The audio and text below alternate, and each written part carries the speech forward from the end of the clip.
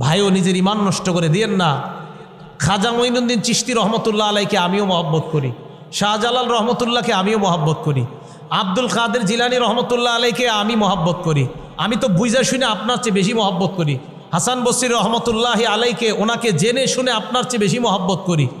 এরপরে আপনাকে আমি বলছি, আপনি ওনার মহব্বতে আব্দুল কাদের জিলানী রহমতুল্লাহ আলাইর নামে যেই কর্মটা আপনি করতেছেন, আব্দুল কাদের জিলানীকে যদি আল্লাহ আপনার এই জায়গায় পাঠিয়ে দিতেন, 5 মিনিটের জন্য জীবন দিয়ে যদি আপনার এখানে আসতো, আপনাকে আব্দুল কাদের জিলানী শায়েস্তা করে সর্বপ্রথম বলতো, তুমি এই ভক্তি কোথায় শিখছো? আমার নামে তুমি প্রাণী জবাই করে শিরিক করো। আমি তো দুনিয়াতে এসেছিলাম শিরিক বন্ধ করার জন্য, আর আমার নাম নিয়ে শিরিক করো। এই শিরিক করা যাবে না। আমি আল্লাহকে বলবো, আল্লাহ তারা তো আমার উম্মত, তাদেরকে কেন আপনি ছিনায় নিয়ে গেলেন? আল্লাহ জবাব দিবে, না না, ফাইন্নাকা লা তাদরি মা আহদাসু বাদাক। আপনি জানেন না, শরীয়ত আপনি দুনিয়াতে যা রেখে এসেছিলেন তারা এইটা পালন করে নাই, নতুন নতুন কত কিছু বানাইছে আপনার জানা নাই। নবীজি বলেন, তাই নাকি? বলবে হ্যাঁ। আল্লাহ নবী তখন বলবেন, এতক্ষণ যাদেরকে নবী উম্মত বললেন, যাদেরকে ভাই বললেন, এই কথা যখন শুনবে তারা শরীয়তের মধ্যে নতুন নতুন জিনিস আবিষ্কার করছে। আল্লাহ নবী বলবেন, সুহকন সুহকন লিমান বাদ্দালা দীনি, আমার সামনে থেকে দূর হও, দূর হও, তাদের চেহারাও আমি দেখতে চাই না। দেখছেন?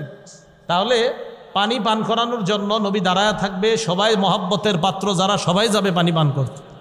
এক দলকে আল্লাহ টান দিয়ে নিয়ে যাবে, তারা কারা? ইসলামের মধ্যে সোয়াবের নিয়তে এবাদতের আশায় যারা নতুন নতুন জিনিস বানিয়েছে, তাদেরকে আল্লাহ সামনে থেকে টান দিয়ে আনবেন। হাউজে কাউসারের পানি পান নবীজি তাদেরকে করাবে না, উল্টা বলবে নবীজি, সুহকন সুহকন, দূর হও, দূর হও, যারা আমার শরীয়তের মধ্যে পরিবর্তন ঘটায় আছো তারা আমার সামনে থেকে দূর হও। আল্লাহ নবী একদিন খচ্চর নামক একটা বাহনের পিছনে আমাকে উঠাইলেন। নবীর সামনে আমি পিছনে বসা। আওয়াজ কমান, গুম গুম আওয়াজ হয় কেন? আওয়াজ কমান। আব্দুল্লাহ ইবনে জাফর বলেন, হ্যাঁ ঠিক আছে। আমি নবীজির পিছনে বসা, আল্লাহ নবীর সামনে বসা, আল্লাহ নবীর খচ্চর নামক বাহনের উপর আমি বসা, নবীর সামনে আমি পিছনে বসা। আসররা ইলাইয়া হাদিসান লা উহাদ্দিসু বিহি আহাদাম মিনান নাস। আমাকে আল্লাহ নবী কানে কানে কিছু গোপনে কথা বললেন, আমি কথাগুলা যেন কোনো মানুষকে না বলি। কথাগুলা কি আসলে উনি বলে নাই, মানে উনি জানে নবী ওনারে কি বলছে, উনি বলে নাই এগুলা, তাই হাদিসটা এতটুকু আছে, তাই এতটুকু বললাম।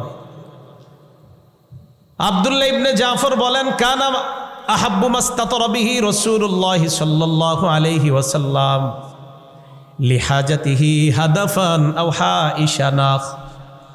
নবীজির যখন ইস্তেঞ্জা উযু করার প্রয়োজন হতো, আল্লাহ নবী উঁচু জায়গা তালাশ করতেন অথবা খেজুর গাছের ঝুপড়ি তালাশ করতেন উযু ইস্তেঞ্জা করার জন্য।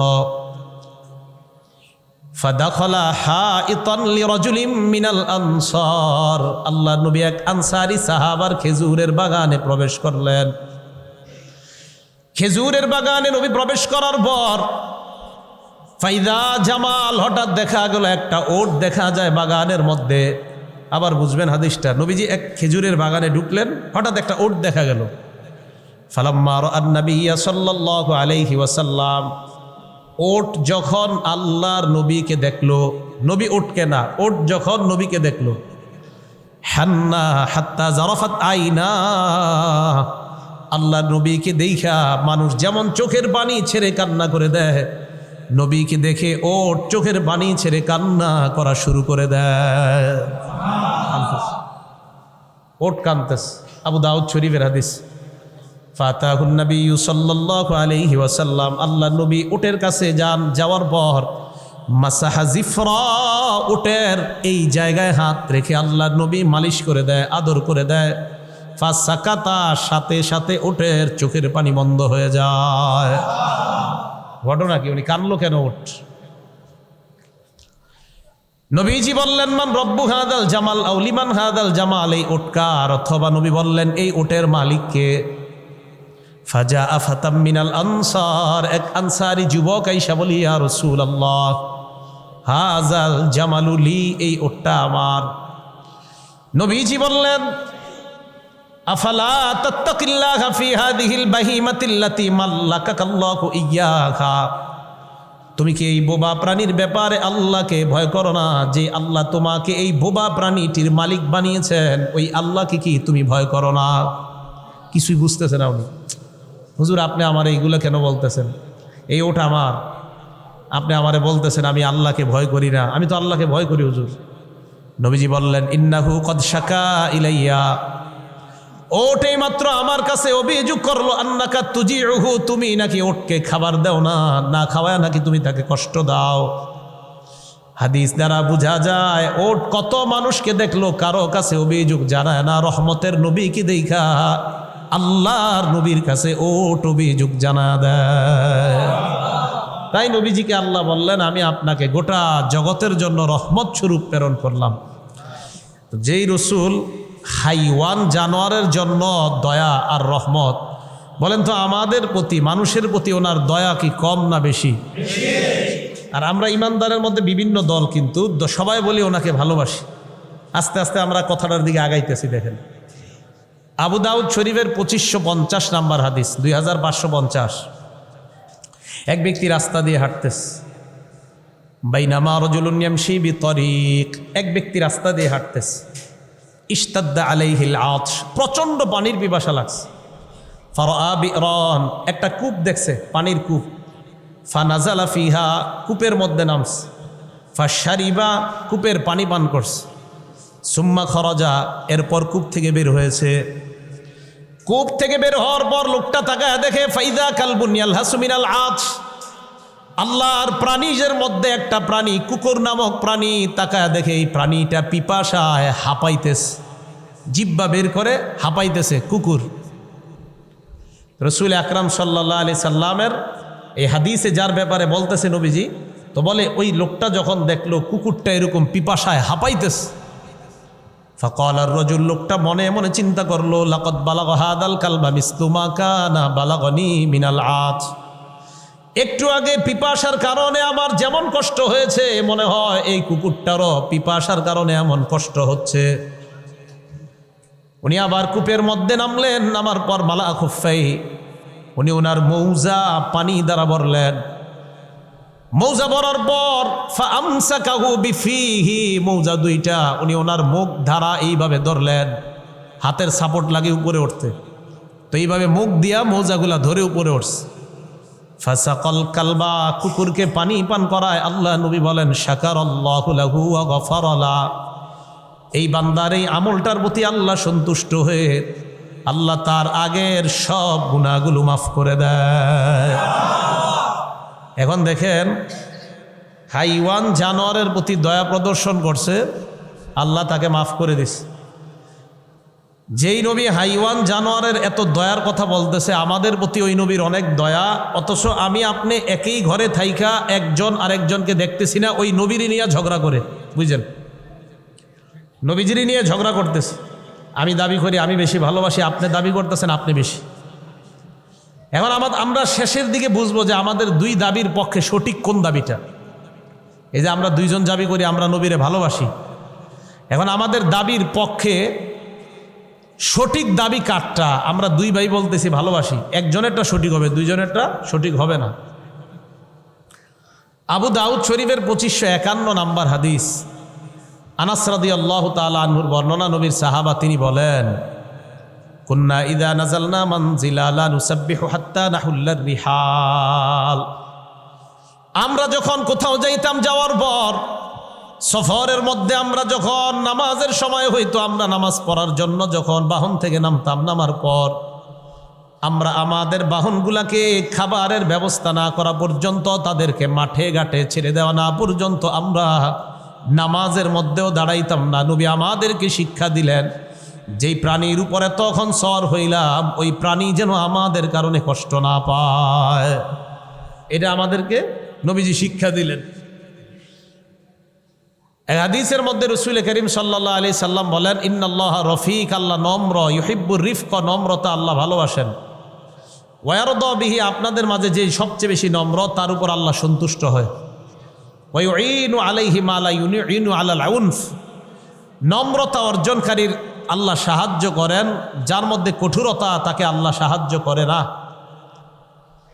এরপর নবীজি বলেন, তোমরা যখন বোবা প্রাণীর উপরে সওয়ার হইবা, তাদেরকে জায়গায় জায়গায় তোমরা থামাবা, থামানোর পর তাদের খাবারের ব্যবস্থা করবা। এই হাদিসের মধ্যে নবীজি প্রাণী, হাইওয়ান, জানোয়ারের প্রতি রহমত প্রদর্শন করলেন। তিরমিজি শরীফের 1409 নম্বর হাদিস। এই হাদিসের মধ্যে রসুল আকরাম সাল্লাল্লাহু আলাইহি সাল্লাম বলেন, ইন্নাল্লাহা কাতাবাল ইহসান আলা কুল্লি শাই। অনুগ্রহ করা, প্রত্যেকটা জিনিসের উপর অনুগ্রহ করা আল্লাহ অবধারিত করেছেন। ফাইজা জাবাহতুম ফাহসিনুজ জিবহা, যখন প্রাণী জবাই করবা তখনও তোমরা উত্তম পন্থায় জবাই করবা। সামনে কোরবানি, কিভাবে? নবীজি বলেন, ওয়ালিহিদ্দা আহাদুকুম সুফরা, তরবারিটা ভালো করে ধার করবা। ওয়ালিউরিহ জাবিহাতা, যেন প্রাণীটা জবাই করার সময় তার দম তাড়াতাড়ি যায়, কষ্ট যেন না পায়। এখন আপনাদেরকে আশ্চর্য একটা হাদিস শোনাবো, যে হাদিসের মাধ্যমে আমরা জানতে পারবো আমাদের চলার পথে এমন কিছু ভুল হয় যেগুলাকে আমরা অপরাধ মনে করি না। আপনাদের এলাকার মধ্যে এইভাবে গুলাইল, এটারে কি কয়? ছেলেরা যে এইভাবে এমন করে একটা মারে, গুলাইল। এইভাবে মাইরা যদি অনর্থক একটা চড়ুই পাখিকে কেউ হত্যা করে, নাসাই শরীফের 4446 4446 নাম্বার হাদিস। কত হয়? 4446 4446। এই হাদিসে রসুল আকরাম সাল্লাল্লাহু আলাইহি সাল্লাম বলেন, মান কতালা উসফুরন আবাসা, দুনিয়ার মধ্যে যদি কেউ একটা চড়ুই পাখি অনর্থক হত্যা করে, আজ্জা ইলাল্লাহি ইয়াউমাল কিয়ামা, কিয়ামতের ময়দানে ওই চড়ুই পাখি ওই বান্দার বিরুদ্ধে অভিযোগ জানায় বলবে, আল্লাহ ইন্না ফুলানান কতালানি আবাসা, অমুক ব্যক্তি আমাকে অন্যায়ভাবে অনর্থকভাবে হত্যা করেছে আল্লাহ। ওয়ালাম ইয়াকতুলনি লিমানফা, আমাকে ওই ব্যক্তি কোনো উপকারের জন্য হত্যা করে নাই। নাসাই শরীফের 4349 নম্বর হাদিসের বর্ণনা। আল্লাহর নবী বলেন, মা মিন ইনসানিন কতালা উসফুরান ফামা ফাওকাহা, কেউ যদি একটা চড়ুই পাখি অথবা তার চাইতে নিম্ন কোনো প্রাণী বিগাইরি হাক্কিহা, অধিকার নষ্ট করে হত্যা করে, কিয়ামতের ময়দানে আল্লাহর সামনে জবাবদিহিতা করতে হবে। সাহাবারা প্রশ্ন করলেন, ওয়ামা হাক্কুহা ইয়া রাসূলুল্লাহ, প্রাণীর আবার অধিকার কি, আমাদেরকে একটু জানায় দেন। চড়ুই পাখি আমরা খাই, মোরগ মুরগি খাই, হাঁস খাই, গরু খাই, আমরা ছাগল খাই। নবীজি বললেন, যেই প্রাণী জবাই করা হয়, যেই প্রাণী খাওয়া হয় হালাল প্রাণী, প্রত্যেকটা প্রাণী জবাই করার সময় আপনার আমার কাছে দুইটা হক পাওনা। কয়টা? গরু জবাই করবেন, ছাগল জবাই করবেন, মোরগ মুরগি জবাই করবেন। জবাই করার সময় আমাদের কাছে দুইটা হক পাওনা প্রত্যেকটা প্রাণী। এক, ইয়াজবাহুহা ফায়াকুলুহা, আল্লাহর নামে জবাই করা। প্রাণী কার নামে জবাই করা? আল্লাহর নামে জবাই করে খাওয়া। এখন যদি কেউ আল্লাহ ছাড়া অন্য কারো নামে জবাই করে, এটা খাওয়া হারাম না হালাল? কেউ যদি আল্লাহ ছাড়া, এই ভাই, আপনাদের এলাকা আমি প্রথম, আওয়াজ হবে 5 মিনিটের মধ্যে মাইক অফ হবে, শেষ পর্যন্ত শুধু কোরআন হাদিস চলবে। এটা ক্লাস, এই জায়গায় কোনো আওয়াজ হবে না। 5 মিনিটের মধ্যে আমি মাইক ছেড়ে চলে যাব। সাবধান, কোনো কথা হবে না। আমি উল্টা পাল্টা শেষ পর্যন্ত একটা কথাও বলবো না। হয়তো কোরআনের আয়াত বলবো, না হয় হাদিস বলবো, হয় আয়াত বলবো, না হয় হাদিস বলবো, বাস ওয়া আখির দাওয়ানা। এটাই আমার আলোচনা। কোনো আওয়াজ হবে, মাইক অফ, কেউ আওয়াজ করবেন না। আর এরকমভাবে ভবিষ্যতে দাওয়াত দিতে পারলে দিবেন। কোনো আওয়াজ হবে তো আমি মাইক শেষ। একদিনও দাওয়াত দেন না আমাকে, কোনো সমস্যা নেই, কিন্তু আওয়াজ করা যাবে না। আওয়াজ করা যাবে না। বাংলাদেশকে পরিবর্তন করার মিশনে নামছি, আওয়াজ করা যাবে না, আওয়াজ করা যাবে না। ফাইজলামির জিন্দিগি শেষ, কোরআন সুন্নার বাংলাদেশ। আওয়াজ হবে না, কোনো ধরনের আওয়াজ হবে না। রসুল আকরাম সাল্লাল্লাহু আলাইহি সাল্লাম জানায় দিলেন, 1 নাম্বার প্রাণী জবাই করা হবে আল্লাহর নামে। ফায়াকুলুহা, এই প্রাণী খাবে। এটা হলো প্রাণীর 1 নাম্বার হক, আল্লাহর নামে জবাই করা। কেউ যদি আল্লাহ ছাড়া অন্যের নামে জবাই করে, এই প্রাণী খাওয়া হারাম। এখন আপনি মুহাম্মদ সাল্লাল্লাহু আলাইহি সাল্লামকে খুব ভালোবাসেন, খুব মহব্বত করেন, নবীর নামে গরু জবাই করছেন, এই গরুর গোস্ত খাওয়াও হারাম। রসুল আকরাম সাল্লাল্লাহু আলাইহি সাল্লামকে আপনি অনেক মহব্বত করেন, মহব্বতে নবীর নামে গরু একটা জবাই করে আপনি এক ডেক খিচুড়ি পাকাইছেন, সিন্নি পাকাইছেন, ওই গরুর গোস্ত হারাম, সিন্নি খিচুড়ি সব হারাম। কেন? মানুষের নামে কোনো প্রাণী জবাই করা এটা জায়েজ নাই। দলিল মুসলিম শরীফ হাদিস নাম্বার 5018 নাম্বার হাদিস। ক্বালা রাসূলুল্লাহ সাল্লাল্লাহু আলাইহি ওয়াসাল্লাম, আল্লাহ নবী বলেন, লাআনাল্লাহ মান লাআনা ওয়ালিদা। ওই ব্যক্তির উপর আল্লাহ অভিশাপ দেয় যেই ব্যক্তি তার মা বাবাকে অভিশাপ দেয়। ওই ব্যক্তিকে আল্লাহ অভিশাপ দেয় যেই ব্যক্তি তার মাকে বলে, বাবাকে বলে, আপনার মতো বাবা আমার দরকার নাই, আপনি আমার বাবা না হয়ে অন্য কিছু হইলে ভালো হইতো। কোনো সন্তান যদি বাবাকে এমন কথা বলে, নবী বলেন এই সন্তানের উপর আল্লাহর অভিশাপ, বলেন নাউজুবিল্লাহ। এরপর নবী বলেন, ওয়ালাআনাল্লাহ মান লাআনা মান যাবাহা লিগাইরিল্লাহ। ওই ব্যক্তির উপর আল্লাহ অভিশাপ দেয় যেই ব্যক্তি আল্লাহ ছাড়া অন্য কারো নামে প্রাণী জবাই করে। ওই ব্যক্তির উপর আল্লাহ অভিশাপ দেয়, ওই ব্যক্তির উপর আল্লাহ অভিশাপ দেয় মান যাবাহা লিগাইরিল্লাহ, যেই ব্যক্তি আল্লাহ ছাড়া অন্য কারো নামে প্রাণী জবাই করে। তাহলে বলেন আল্লাহ ছাড়া অন্য কারো নামে প্রাণী জবাই করা এটা হালাল না হারাম? জোরে বলেন। খাজা মুঈনুদ্দিন চিশতি রহমতুল্লাহি আলাইহি নামে যদি প্রাণী জবাই করেন আর গোস্ত সিন্নি খিচুড়ি পাকান, বিশ্বাস করেন এই প্রাণীর গোস্ত খাওয়া হারাম। মানুষের নামে কোনো প্রাণী জবাই হবে না, প্রাণী জবাই হবে একমাত্র একজনের নামে, তিনি হলেন আল্লাহ। আল্লাহর নাম ছাড়া অন্য কারো নামে প্রাণী জবাই করা জায়েজ নাই, একথা ভালোভাবে মনে রাখবেন। সূরা আনআম আয়াত নাম্বার 119 আল্লাহ বলেন, ফাকুলু মিম্মা যুকিরা রাসূলুল্লাহি আলাইহি ইন কুনতুম বিআয়াতিহি মুমিনিন। আল্লাহর কোরআনের আয়াত কারা কারা বিশ্বাস করেন? ইনশাআল্লাহ হাত নামান। দেখেন আল্লাহ কি বলে, তোমরা যদি আল্লাহর আয়াত বিশ্বাস করো তাহলে তোমরা ওই প্রাণীর গোশত খাইবা যেই প্রাণী জবাই করার সময় আল্লাহর নাম নেওয়া হয়েছে। সূরা আনআম 119 নম্বর আয়াত। তোমরা যদি আল্লাহর আয়াত বিশ্বাস করো তো ওই প্রাণীর গোশত খাবা যেই প্রাণী জবাই করার সময়, যেই প্রাণী জবাই করার সময় আল্লাহর নাম নেওয়া হয়েছে। কার নাম নেওয়া হয়েছে? আল্লাহর নাম নেওয়া হয়েছে। তাহলে এখন থেকে আমরা ওই প্রাণীর গোশত খাবো যেই প্রাণী জবাই করার সময় কার নাম নেওয়া হয় বলেন তো? আর যেই প্রাণী জবাই করার সময় আল্লাহর নাম নেওয়া হয় না ওই প্রাণীর গোশত আমরা খাবো না।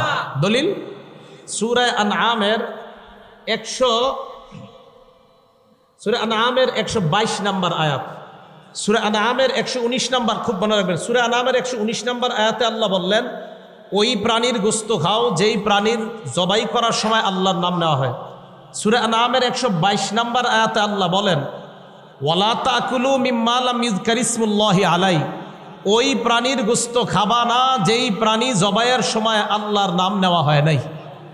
দেখছেন সূরা আনআমের 119 নম্বর আয়াতে বললেন ওই প্রাণীর গোশত খাও যেটা জবাইয়ের সময় আল্লাহর নাম নেওয়া হয়েছে।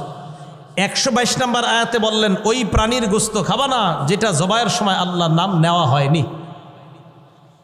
তাহলে আল্লাহর নাম ছাড়া যদি যেই কোনো কাউকে মহব্বত করে কেউ প্রাণী জবাই করে, ভাইও নিজের ঈমান নষ্ট করে দিয়েন না।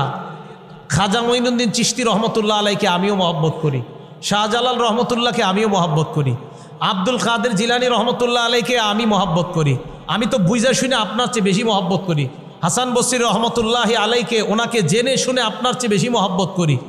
এরপরে আপনাকে আমি বলছি আপনি ওনার মহব্বতে আব্দুল কাদের জিলানী রহমতুল্লাহ আলাইর নামে যেই কর্মটা আপনি করতেছেন, আব্দুল কাদের জিলানীকে যদি আল্লাহ আপনার এই জায়গায় পাঠিয়ে দিতেন 5 মিনিটের জন্য জীবন দিয়ে যদি আপনার এখানে আসতো, আপনাকে আব্দুল কাদের জিলানী শায়েস্তা করে সর্বপ্রথম বলতো তুমি এই ভক্তি কোথায় শিখছো? আমার নামে তুমি প্রাণী জবাই করে শিরিক করো। আমি তো দুনিয়াতে এসেছিলাম শিরিক বন্ধ করার জন্য, আর আমার নাম নিয়ে শিরিক করো। এই শিরিক করা যাবে না। তাহলে মহাব্বত আমরা সবাই দাবি করি, তাহলে মহাব্বতের পদ্ধতি আছে না নাই? হ্যাঁ, সঠিক একটা পদ্ধতি অনুসরণ করতে হয়।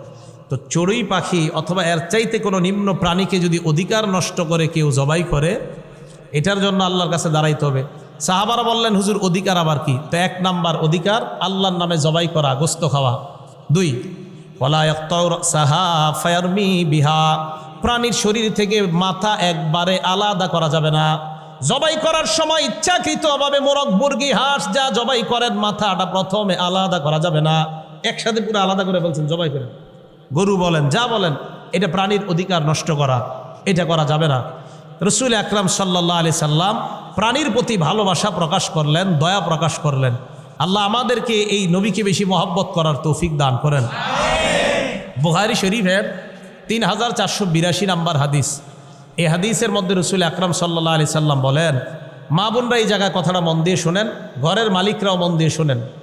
উযিবাত ইমরাআতুন ফিহি রা, এক নারীকে একটা বিড়ালের কারণে শাস্তি দেওয়া হয়েছে। সাজারাতহা ফামাতাত হাত্তা মাতাত ফাদাখালাত ফিহা নার, এক ঘরের নারী বিড়ালকে আটকিয়ে রেখেছে, আটকানোর পর ওই বিড়ালটা মারা গিয়েছে। মারা যাওয়ার কারণে ওই নারী জাহান্নামী হয়ে গিয়েছে। বলেন নাউজুবিল্লাহ। কেন? নবীজি বলেন লা হিয়া আতামাতহা ওয়ালা হিয়া সাকাতহা, নারী এই বিড়ালটাকে আটকিয়ে রাখার পর খাবার খাওয়ায় নাই, পানি পান করায় নাই। ওয়ালা হিয়া তারাকাতহা তাকুলু মিন খাশাশিল আরদ, ওই বিড়ালটাকে ছেড়ে দেয় নাই যেন বাহিরের কোনো খাবার খাইতে পারে, এই ব্যবস্থাও করে দেয় নাই। তাহলে মা বোনরা শোনেন, ঘরের মালিকরা শোনেন, বিড়াল যদি জ্বালাতন করে, নির্যাতন করে, তাকে যদি আপনি আটক করেন, আটক করার পর 1 নাম্বার তার খাবারের ব্যবস্থা করতে হবে আপনার। যদি আপনি ঘরে না পারেন, সালার ভিতর ভরে অন্য কোথাও ছেড়ে দেন যেন অন্য তো বাহিরে গিয়ে সে খাবার খেতে পারে। কিন্তু আপনি আটকে রাখার কারণে যদি বিড়ালটা মারা যায়, আল্লাহ নবী বলেন ওই নারীটা আটকে রাখার কারণে বিড়াল মারা গিয়েছে, নারী জাহান্নামী হয়ে গিয়েছে। নাউজুবিল্লাহ। একটা বিড়ালের কারণে, বুখারী শরীফের বর্ণনা। তাহলে বলেন তো, হাইওয়ান জানোয়ারের প্রতি যে রসুলের এত মায়া, মানুষের প্রতি কি মায়া আরো কম না বেশি? কত বেশি দেখেন, মুসলিম শরীফের হাদিস 202 নাম্বার হাদিস। রসুল আকরাম সাল্লাল্লাহু আলাইহি সাল্লাম পবিত্র কোরআনের 2টা আয়াত তেলাওয়াত করলেন। ওই হাদিসে আছে 1 সূরা ইব্রাহিমের 36 নাম্বার আয়াত, 2 সূরা মাইদার 118 নাম্বার আয়াত। আল্লাহ বলেন রব্বি ইন্নাকুন্না আদলালনা কাসীরাম মিনান নাস। সূরা ইব্রাহিমের 36 নাম্বার আয়াত নবী তেলাওয়াত করলেন। আয়াতের মধ্যে আল্লাহ ইব্রাহিম নবীর ব্যাপারে জানায়া দেয়। ইব্রাহিম নবী আল্লাহর কাছে দোয়া করলেন, রব্বি ইন্নাকুন্না আদলালনা কাসীরাম মিনান নাস। ইব্রাহিম নবী কেঁদে কেঁদে বললেন, আল্লাহ এই মূর্তিগুলা অধিকাংশ মানুষকে পথভ্রষ্ট করে দিয়েছে। ফামান তাবিআনি ফাইন্নাহু মিন্নি, যারা আমার অনুসরণ করেছে তারা তো আমার উম্মতের অন্তর্ভুক্ত। ওয়ামান আসানি ফাইন্নাকা গফুরুর রহিম, আল্লাহ যারা আমার নাফরমানি করেছে আপনি তো ক্ষমাশীল, আপনি তো দয়ালু আল্লাহ। বুঝেন কথাটা? ইব্রাহিম নবীর নাফরমান উম্মতের জন্য মায়া। আল্লাহর কাছে বলতেছে, আল্লাহ যেগুলো নাফরমানি করছে আপনি তো ক্ষমাশীল, আপনি তো দয়ালু আল্লাহ, আপনি চাইলে তো তাদেরকে হেদায়েত দিয়ে মাফ করে দিতে পারেন। ওনার মায়া উম্মতের জন্য। ঈসা আলাইহিস সালাতু ওয়াস সালাম ঠিক এরকম মায়া প্রকাশ করবে আল্লাহর কাছে। সূরা মাইদা আয়াত নাম্বার 118 আল্লাহ বলেন, ঈসা আলাইহিস সালাতু ওয়াস সালাম আল্লাহর কাছে কেঁদে কেঁদে বলবে, ইন তুআযিবহুম ফাইন্নাহুম ইবাদুক, আল্লাহ আপনি যদি আপনার নাফরমান বান্দাদেরকে শাস্তি দেন তারা তো আপনারই বান্দা, যাদেরকে শাস্তি দিবেন তারা আপনারই বান্দা। ওয়া ইন তাগফির লাহুম, তাদেরকে যদি আপনি ক্ষমা করে দেন, ফাইন্নাকা আনতাল আজিজুল হাকীম, আপনি যদি তাদেরকে ক্ষমা করে দেন আপনি তো মহাপরাক্রমশালী, মহাপ্রজ্ঞাময় আল্লাহ। ইব্রাহিম নবী উম্মতের জন্য কান্না করে, ঈসা নবী উম্মতের জন্য কান্না করে। ফারফা ইয়াদাই, 2 নবীর কথা যখন উম্মতের ব্যাপারে মনে পড়ছে, আল্লাহ নবী রফা ইয়াদাই, হাত 2টা আকাশের দিকে উঠায়। ফাকালা আল্লাহুম্মা উম্মতি উম্মতি ফাবাকা, আল্লাহ আমার উম্মত বলে আল্লাহর দরবারে নবী কান্না করা শুরু করে দেয়। জিবরিল আমিনকে আল্লাহ পাঠায়, আমার নবীর কাছে যাও, যাওয়ার পর প্রশ্ন করবা সালহুমা ইউবকিকা, নবী কেন কান্না করে? আল্লাহ তো সব জানে, সিস্টেম অবলম্বন করতেছে। জিবরিল আমিন আসলেন, প্রশ্ন করলেন আপনার কান্না করার কারণ কি?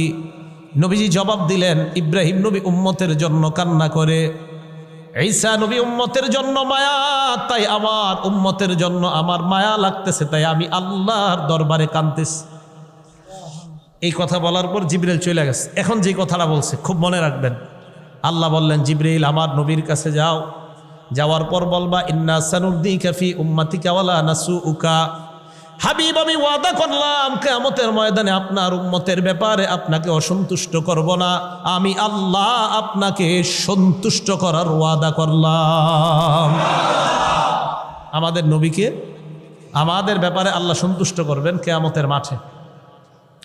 এটা আবার কিভাবে বোঝা যায় দেখেন, আমাদের নবীকে যে সন্তুষ্ট করবেন, বুখারী শরীফের 4712 নম্বর হাদিস, লম্বা হাদিস, হাদিসের শেষের দিকে আছে, কিয়ামতের ময়দানে উম্মত পেরেশান হইয়া আদম আলাইহিস সালামের কাছে যাবে, নূহ আলাইহিস সালাম, ইব্রাহিম আলাইহিস সালাম, মুসা আলাইহিস সালাম, ঈসা আলাইহিসসালামের কাছে যাওয়ার পর কেউ সুপারিশ করে না, আমাদের নবীজির কাছে আসবে। আমাদের নবীজি সিজদায় পড়া, আল্লাহ আমাদের নবীজিকে ডাক দিবে। ভাই ওই কথাটা মন দিয়ে শোনেন, দেখেন ডাক দেওয়ার পর আল্লাহ বলবে ইরফা রাসাক, হাবিব আপনি মাথা উঠান।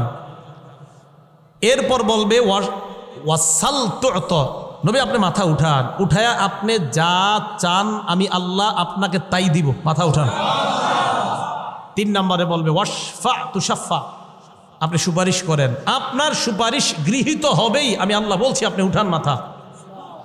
এখন দেখেন আমাদের নবীজি মাথা উঠাইয়াই কি বলে দেখেন, একটু আজকে থেকে এই কথাটা প্রতিদিন মনে করবেন যে নবীকে নিয়ে আমাদের মাঝে 2 দল, অথচ ওই নবী মাথা উঠাইয়াই বলবে ইয়া রব্বি উম্মতি, ইয়া রব্বি উম্মতি, আমার রব আমার রব, আমার উম্মত আমার উম্মত।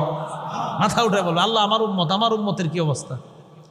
আল্লাহ বলবে আদখিল মিন উম্মাতিকা মান লা হিসাবা আলাইহিম মিনাল বাবিল আইমান মিন আবওয়াবিল জান্নাহ, জান্নাতের ডান পাশের দরজা দিয়ে আপনার উম্মতের যাদের হিসাব হবে না তাদেরকে আপনি জান্নাতে প্রবেশ করায়া দেন। এখন কথা হলো আমাদের মধ্যে কি পরিমাণ উম্মত হবে নবীজির? বিসমিল্লাহ। নবীজি বলেন, এই হাদিসটা আছে বুখারী শরীফের 5752 নম্বর হাদিসে, নবীজি বলেন উরিদত আলাইয়াল উমাম, আমার সামনে সব উম্মত পেশ করা হয়েছে আমার সামনে। আমি দেখলাম আমার সামনে এক নবী যায়, ওর রজুলা মাহ, এই নবীর উম্মত মাত্র একজন। এরপর আরেক নবী দেখলাম, ওই নবীর সাথে উম্মত মাত্র 2 জন। ওয়ান নবী মাহুর রহতু, আরেক নবী দেখলাম, ওই নবীর সাথে উম্মত মাত্র কয়েকজন। নবীজি বলেন এরপর আমি দেখলাম রাআইতু সাওয়াদান কাসীরা, বিশাল বড় একটা দল দেখলাম। কদ সাদ্দাল উফুক, এই দলের এত পরিমাণ, এই দলের সীমান আগে আল্লাহর আকাশ ছুঁয়ে যায়। বিশাল পুনা উম্মতি, আমি আশা করলাম এই বিশাল দলটাই হবে আমার উম্মত। নবীজির এই আশা শুনে আল্লাহ বলেন না, এটা আপনার উম্মত না, হাজা মুসা ওয়া কওম, এটা মুসা আলাইহিস সালাম এবং তার উম্মত, এটা তো আপনার উম্মত না। এই কথা বলার পর আমাদের নবীজি চিন্তা করলেন এত বড় উম্মত মুসা নবীর, এবার আমাদের নবীকে আল্লাহ বললেন উনজুর, আপনি তাকান। নবীজি তাকায় নবীজি বলেন আমি বিশাল বড় একটা দল দেখলাম, এই দলও দেখলাম আকাশের দিগন্ত ছুঁয়ে যায়।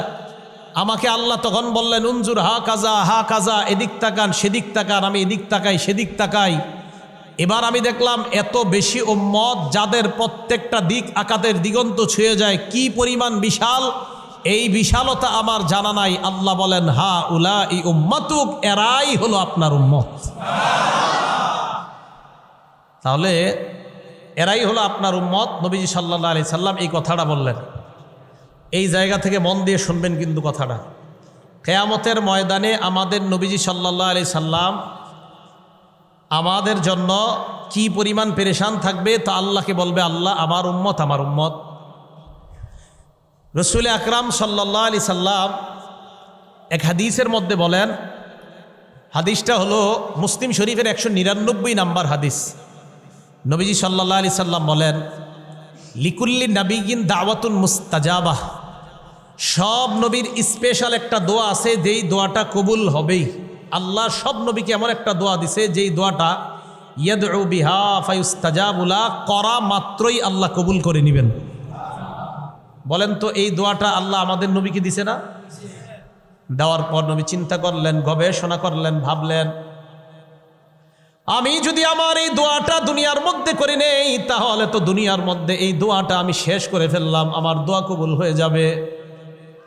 নবীজি চিন্তা করলেন কত বছর পরে কিয়ামত হবে আমার জানা নাই, আল্লাহ জানে কিয়ামত কবে হবে। মনে রাখবেন কিয়ামতের ব্যাপারটা আল্লাহ ছাড়া কেউ জানে না, নবীও জানে না। আজকে আমি এক জায়গায় লেখা দেখলাম, এক ভাই লেখছে কয় নবী নাকি কিয়ামত কবে হবে এটা নবী জানে। বুখারীর 50 নম্বর হাদিসের স্পষ্ট বর্ণনা, জিবরিল আমিন আল্লাহ নবীকে বললেন কিয়ামত কবে আপনি জানেন কিনা? নবী জবাব দিলেন, মাল মাসউলু আনহা বিআলামা মিনাস সাইল। প্রশ্নকারী ব্যক্তি, যেই ব্যক্তি প্রশ্নকারী, যাকে প্রশ্ন করা হয়েছে এই ব্যাপারে, প্রশ্নকারী ব্যক্তি প্রশ্ন যাকে করা হয়েছে তার চাইতে বেশি জানে। মানে কি? মানে কিয়ামত যে কবে হবে প্রশ্নকারীও জানে না, যাকে করা হয়েছে সেও জানে না। ও জিবরিল, তুমি প্রশ্ন করলা, তুমিও জানো না। আমাকে প্রশ্ন করলা, আমিও জানি না। নবী বলেন, খমসুন, এমন 5টা বিষয় আছে, লা ইয়ালামুহুন্না ইল্লাল্লাহ, এই 5টা বিষয় দুনিয়ার কোনো মানুষ জানে না, জানে একমাত্র আল্লাহ। এর মধ্যে 1 নাম্বার হলো ইন্নাল্লাহা ইনদাহু ইলমুস সাআ, নিশ্চয়ই আল্লাহর কাছে কিয়ামতের ইলম, কিয়ামতের বিদ্যা, কিয়ামত কবে হবে একমাত্র কে জানে। এই জায়গাটা একটু ক্লিয়ার হন। তো আমাদের মধ্যে যে বললাম 2 দল, এক দল নবীজিরে বেশি মহব্বত করে, এই বেশি মহব্বতকারীদের একজন আজকে লেখছে যে নবীজি কিয়ামত কবে হবে এটা জানতেন, যেই জায়গায় হোক লেখছে নবীজিরে। ওই যে বললাম পদ্ধতি ভিন্ন, উনি আসলে নবীরে মহব্বত করে, কিন্তু এই যে সঠিক পদ্ধতি হলো না। আপনার কিন্তু এতে আপনার ইমানের মধ্যে সমস্যা হয়ে গেছে। কিয়ামতের মাসালা, কিয়ামতের ব্যাপার, এটা কবে হবে না হবে একমাত্র আল্লাহ জানে। কে জানে?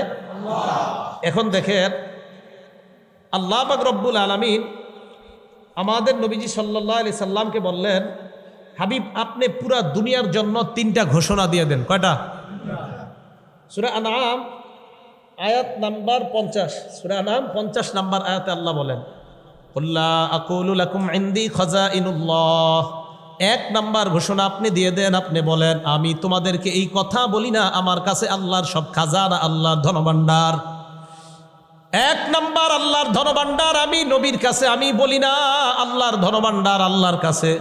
আল্লাহর ধনভাণ্ডার আল্লাহর কাছে। 2, ওয়ালা আ'লামুল গায়বা, আমি গায়েব জানি না।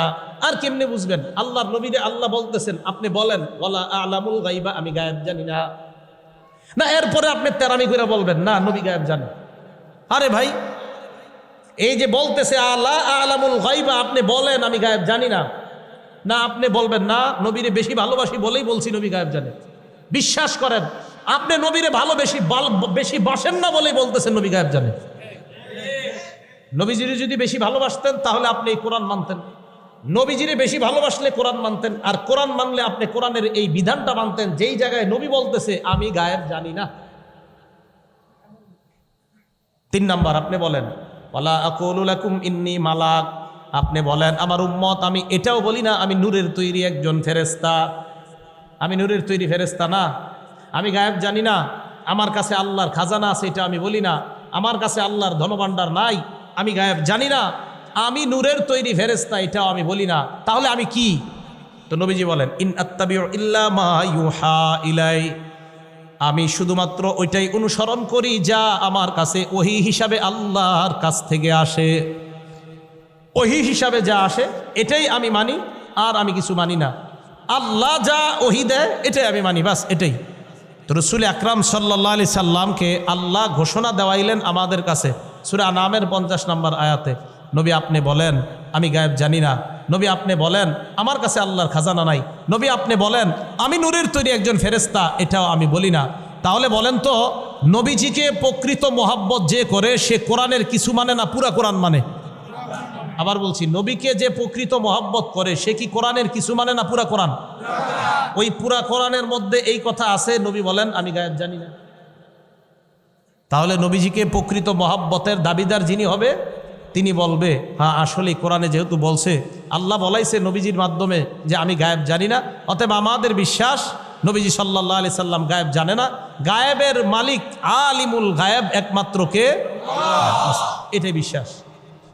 এখন আসেন, নবীজি সাল্লাল্লাহু আলাইহি সাল্লাম বলেন আমি চিন্তা করলাম কত হাজার বছর পরে কিয়ামত হবে জানে আল্লাহ। মনে আসেনি কোন জায়গায় আলোচনা ছিল?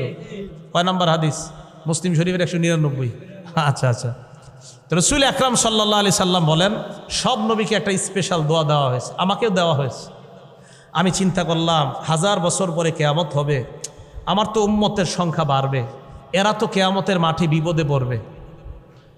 চিন্তা গবেষণা করে আমি দুনিয়ায় যে দোয়াটা স্পেশাল আল্লাহ আমারে দিছে এই দোয়াটা না করে বুদ্ধি করে ইখতাবাতু দাওয়াতি শাফাআতান লি উম্মতি ইয়াউমাল কিয়ামা, আমি আমার দোয়াটাকে কিয়ামতের মাঠে কোটি কোটি উম্মতের জন্য সুপারিশ করার জন্য এই দোয়াটা মুলতুবি করে কিয়ামতের জন্য রেখে দিলাম। সেদিন কিয়ামতের মাঠে আমি আল্লাহকে বলবো, আল্লাহ দুনিয়াতে যে দোয়াটা স্পেশাল দিয়েছিলেন করি নাই, সেটা এখন করতেছি, আপনি কবুল করে নেন ওয়াদা অনুযায়ী। দেখছেন আমাদের প্রতি কি মায়া কম না বেশি? অনেক বেশি। বিসমিল্লাহ। রসুল আকরাম সাল্লাল্লাহু আলাইহি সাল্লামের একটা হাদিস শুনলে আপনারা বুঝতে পারবেন আমাদেরকে কি পরিমাণ ভালোবাসে। হাডুডু খেলায় কোমর ধরলে ছুরাটা মুশকিল হয়ে যায়। কোমর যদি একবার ধরতে পারেন কোমরটা ভালো করে, তো ছুটাটা মুশকিল হয়ে যায়। হুজুর কোমরের কথা কেন বললেন? কারণ এক হাদিস বলবো, এই হাদিসে কোমরের কথা আছে। মুসলিম শরীফের 2285 নাম্বার হাদিস, 2285 নাম্বার হাদিস। এই হাদিসে রসুল আকরাম সাল্লাল্লাহু আলাইহি সাল্লাম বলেন, এক ব্যক্তি আগুন জ্বালাইস, এক ব্যক্তি আগুন জ্বালাইস। আচ্ছা, আপনারা মুরব্বীরা এটা ভালো পারবে, বলতে পারবে। এখন তো মাশাআল্লাহ অনেক ইলেকট্রনিক এসে গেছে। একটা সময় আমরা ওই যে বিভিন্ন পোকা মারার জন্য আগুন জ্বালাইতো, দেশ গ্রামে দেখতাম পোকা, অনেক পোকা উড়াউড়ি করে, তো আগুন জ্বালাইলে দেখা যায় তো পোকাগুলা ঝাঁপ দিতে দিতে আগুনের উপর পইরা মারা যাইতো, ঠিক না? তো এক ব্যক্তি আগুন জ্বালাইছে। আগুন জ্বালানোর পর ফাজা আলাল জানাদিবু আল ফারাশু ইয়াকানা ফিহা, আগুনের উপর বিভিন্ন ফরিং আর পতঙ্গ বাহিনী উড়তে উড়তে আইসা পড়ে। তো নবীজি বলেন, মাসালি ওয়া মাসালুকুম, আমার আর তোমাদের দৃষ্টান্ত কামাসালি রজুলিন, ওই ব্যক্তির মতো যেই ব্যক্তি আও কদা নারো, আগুন জ্বালাইছে, জ্বালানোর পর ফরিং আর পতঙ্গ উড়ে উড়ে ওই আগুনের মধ্যে পড়ে। ওয়া হুয়া ইয়াজুব্বু আনহা, মনে করেন উনি আগুন জ্বালাইছে, এখন উনি খালি এগুলার এইভাবে তাড়ায়, যা যা করিস না। কয়টারে তাড়াইতে পারবে বলেন? দুই একটা হাতে লাগবে, এগুলা হয়তো চলে যাবে, বাকি সব তো পড়বে। নবীজি বলেন, ওয়া আনা আখিজুন বিহুজাজিকুম আনিন নার, ওই লোকটা যেমন প্রত্যেকটা ফরিংকে চায় আগুন থেকে বাঁচাইতে, আমি নবী তোমাদের কোমর ধরে ধরে তোমাদেরকে জাহান্নামের আগুন থেকে বাঁচাইতে চাই। তবে ওনার হাত থেকে যেমন ফরিংগুলা ছুটে গিয়ে গিয়ে আগুনের মধ্যে পড়ে, আল্লাহ নবী বলেন, ওয়া আনতুম তাফাল্লাতুনা মিন ইয়াদি, তোমরাও আমার হাত ফসকে ফসকে অনেক উম্মত জাহান্নামী হয়ে যাও। বলেন নাউজুবিল্লাহ। আজকে দেখি চিন্তা করা দরকার, আমার এই কোমরের রশিটা নবীজি ধরে রাখছেন, আরে না জানে আমি ছুটে গেলাম কিনা, নাকি আমি নবীর হাত থেকে ফসকে জাহান্নামী হয়ে গেলাম। আমার নবী তো আমার কোমর ধরে জাহান্নাম থেকে বাঁচাইতে চায়, আমি কি নবীর হাতের মধ্যে আছি না চলে গেলাম? এই চিন্তা ফিকিরটা করা দরকার। তো যেই নবী আমাদের কোমর ধরে আমাদেরকে জাহান্নামের আগুন থেকে বাঁচাইতে চায়, এই নবীর আমাদের প্রতি মহব্বত কম না বেশি? তাই ওনাকে আমরা ভালোবাসবো কম না বেশি? পদ্ধতি কি নিজেদের বানানো না ওনার শিখানো? আবার ভালোবাসবো ওনাকে কি কম না বেশি? যেই পদ্ধতিতে ভালোবাসবো এটা কি আমাদের বানানো পদ্ধতি হবে না ওনার শিখানো পদ্ধতি? এই তো আপনাদের সহজে বুঝে এসে গেছে বিষয়টা। তাহলে ওনার শিখানো পদ্ধতিতে ওনাকে ভালোবাসতে হবে, তাহলে মোটামুটি সামনের দিকে আগানো যায়। বুখারী শরীফের 3231 নাম্বার হাদিস, 3231। এই হাদিসের মধ্যে আছে নবীজি সাল্লাল্লাহু আলাইহি সাল্লামকে আম্মাজান আয়েশা সিদ্দিকা রাদিয়াল্লাহু তাআলা আনহা বললেন, হাল আতা আলাইকা ইয়াউমুন কানা আশাদ্দা মিন ইয়াউমি উহুদ, উহুদের ময়দান থেকে আপনার জীবনে কোনো কষ্টদায়ক দিন আছে কিনা? উহুদের ময়দানে এত কষ্ট আপনি পেয়েছেন ইয়া রাসূলুল্লাহ, আপনার দান্দান মুবারক শহীদ হয়েছে, আপনার এত কষ্ট আপনি উহুদের ময়দানে পেয়েছেন, এর চাইতে বেশি কষ্ট আপনার জীবনে এসেছে কিনা? আল্লাহর নবী জবাব দিলেন, আয়েশা লাকাদ লাকিতু মিন কওমিকি মা লাকিতু, উহুদের ময়দানে যা হওয়ার তো হলো, আমি যা কষ্ট পাইলাম তো পাইলাম। তবে আয়েশা উহুদের ময়দানে আমার পরিচিত জনরা আমার আশেপাশে ছিল, আমার অতটা কষ্ট হয় নাই। তায়েফের ময়দানে আমি গেলাম, যাওয়ার পর আরাদতু নাফসি আলা ইবনি আব্দি ইয়ালিল ইবনি কুলাল, এটা এক লোকের নাম। আমি ইবনে ইয়ালিল ইবনে আব্দে ইয়ালিল ইবনে কুলালের সামনে আমি দাওয়াত পেশ করলাম। 3 ভাইয়ের সামনে দাওয়াত দেওয়ার পর এক ভাই কয়, তোমার মতো মানুষ ছাড়া কি আল্লাহ আর কাউকে নবী বানাইতে পারে নাই? আরেকজন কয়, কুরাইশ বংশ ছাড়া কি আল্লাহ আর কোনো বংশে নবী বানাইতে পারে নাই? আরেকজন কয়, তোমার চেহারাটাও আমি দেখতে চাই না। নবীজি বলেন, আমি সামনের দিকে চলতে লাগলাম। আয়েশা তায়েফের ময়দানে বেঈমানরা যখন আমাকে আঘাত করেছে, আমি আশেপাশে তাকায় দেখলাম কেউ আমার পরিচিত নাই, যায়েদ বিন হারেসা ছাড়া, পালক পুত্র যায়েদ ছাড়া আর কেউ নাই। আমি সামনে যাইতে লাগলাম, হঠাৎ আমি বুঝতে পারলাম আকাশের মেঘ আমাকে ছায়া দেয়।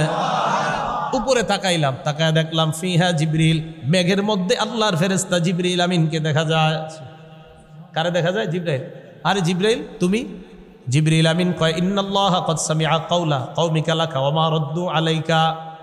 আপনি যে তায়েববাসীদেরকে দাওয়াত দিয়েছেন, তারা আপনার সাথে যে আচরণ করেছে আল্লাহ সব দেখছে, সব শুনেছে। তো কি হয়েছে এখন? ওয়াকাদ বাআসা ইলাইকা মালাকাল জিবাল, পাহাড়ের দায়িত্বে ফেরেশতা আপনার কাছে পাঠাইছে, লিতা'মুরাহু বিমা শি'তা ফীহিম, আপনার যা মন চায় আপনি হুকুম করেন, পাহাড়ের দায়িত্বে ফেরেশতা আপনার হুকুম পালন করবে। নবীজি কয় কি হুকুম? তো পাহাড়ের দায়িত্বে ফেরেশতা নবীজিরে ডাক দিলেন, ডাক দিয়ে সালাম দিলেন। নবীজি বলেন আমি সালামের জবাব নিলাম। কিসে বলো? তো এই ফেরেশতা কয় হুজুর আল্লাহ আমারে পাঠাইছে, আপনি যা বলবেন আমি তা শুনবো, বলেন আপনি কি বলতে চান।